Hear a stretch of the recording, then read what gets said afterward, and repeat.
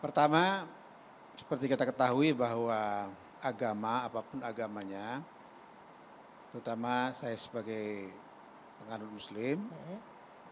ingin mengajak 270 juta, 97% umat Islam Indonesia mengatakan bahwa LGBT atau istilah lain dalam Fatwa MUI nomor 57 tahun 2014, LGSP, Mhm.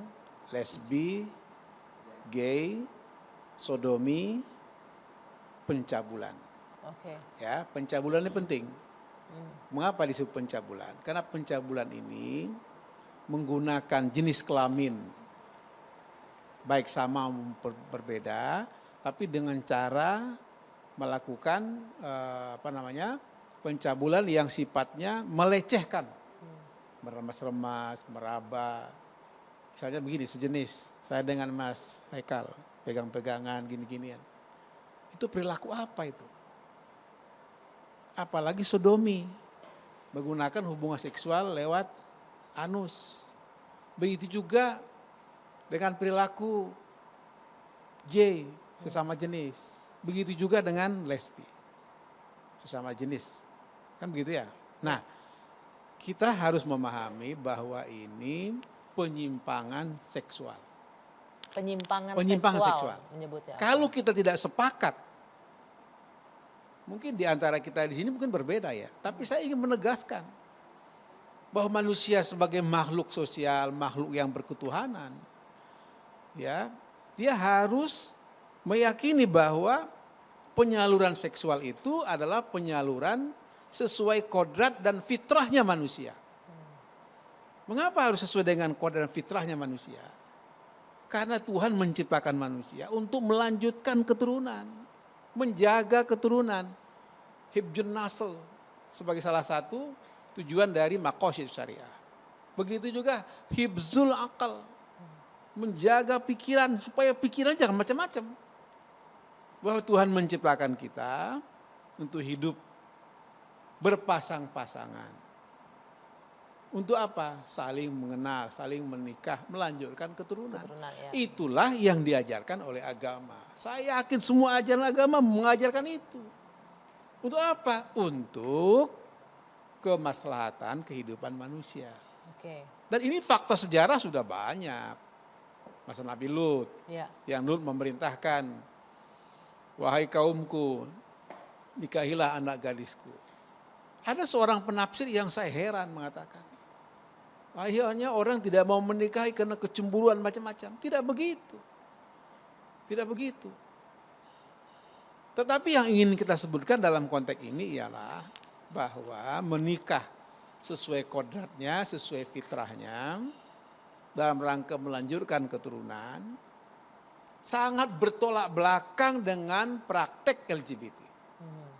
Bagaimana mau melahirkan sesama jenis? Saya tertarik ya dengan ungkapan Ki Hasyim Muzadi, mantan ketua PBNU, yang sudah jadi viral juga. Saya nggak kebayang bagi saya perempuan dengan perempuan itu kayak apa. Saya nggak tahu lah katanya. Begitu juga laki-laki dengan laki-laki. Jadi maksud saya ingin memberi ketahu kepada publik bahwa ini sebenarnya bisa dicegah. Ini sebenarnya bisa diterapi. Bagaimana pencegahan dan Ini terapi ini? bisa dilakukan Mhm. upaya-upaya untuk melalui psikologi, kesehatan, sosial. Oke. Saya belajar sosiologi saya. Ya kan? Nah, Kalau oleh sebentar. karena itu sebentar. Masyarakat ya secara umum itu sebenarnya sudah memahami bahwa ini sudah menyimpang. Contoh Oke. sederhana saja. Coba lihat Deddy Corbuzier. Begitu media sosial memberikan hukuman yang luar biasa. Akhirnya beliau minta maaf kan? Ya. Itu artinya masyarakat menolak. Kenapa? Karena penyimpangan. Kenapa penyimpangan? Bertentangan dengan nurani. Dan bertentangan dengan fitrahnya manusia. Oke. Diskriminasi, ada kata menghargai perbedaan. Apalagi tadi? Ada banyak diksi yang menurut saya ini harus kita diskusikan lebih jauh ya. Mengapa? Karena pertama dalam konteks perbedaan jenis kelamin laki perempuan, Nah inilah yang saya katakan tadi, naluri manusia berpasang-pasangan, berbeda pasangan menikah secara sah. Itu kan perbedaan tuh. Ya. Dan justru inilah yang menghindari diskriminasi. Nah sekarang pertanyaannya, bagaimana tentang penyimpangan seksual? Kan begitu ya. Dalam konteks Fatwa 57 2014 tadi saya mengatakan dengan tegas, mengapa Islam mengharamkan? Karena di situ ada pesan yang sangat suci. Apa pesan sangat suci? Agar manusia hidupnya aman, damai. Jadi begini loh, pikiran kita itu begini. Ini sekarang ada 97 juta, 97%, 270 juta. Ya kan? Mungkin ada 3% yang katakanlah 3%, Pak. Ya, Pak. Pengidap penyakit ini Ya. 7 juta. 7 juta, Di oke. Indonesia 7 juta. Ya, oke. Jadi berapa persen kira-kira itu? 3% kurang Oke. lebih itu ya. 3%. Jadi logikanya begini. Logika yang 90 sekian persen itu jangan dikorbankan itu loh. Tapi 3% ini harus kita terapi sama-sama. Punya hak kemanusiaan, punya harkat martabat, punya segala macam yang harus kita angkat. Ayo mari kita angkat. Nah pemerintah jangan melakukan, saya setuju dengan Bapak Boleh. Haikal, pemerintah jangan melakukan pembiaran. Oke. Dan kita dari MUI juga tidak akan melakukan pembiaran. Oke. Saya terus terang ya, pernah diteliti oleh seorang mahasiswa, datang kepada saya. Saya betul-betul prihatin. Nah saya mengatakan kepada mahasiswa begini, ayo kita didik mereka. Bagaimana kira-kira? Bisa? Bisa. Itu artinya apa? Itu artinya ada kemauan, ada niat, ada action. Jangan NATO, no action talk only. Itu maksud saya. Nah karena itulah bahwa apa yang disebut dengan penyakit sosial atau penyakit penyimpangan seksual ini bisa kita pulihkan Perbaiki, sesungguhnya. diobati ya, oke. Ya dari berbagai aspek, berbagai Oke. ahli. Saya yakin sekali bisa. Bisa ya. Bukan, justru kita ingin mengatakan begini, bahwa ini harus kita selesaikan bersama-sama. Dalam rangka apa? Dalam rangka memulihkan kemanusiaan. Kemanusiaan yang mana? Kemanusiaan yang mempunyai fitrah. Fitrah yang mana? Berhubungan. Oke. Ya, secara seksual yang sehat. Yang sehat itu yang mana? Ya tentu berbelahan jenis.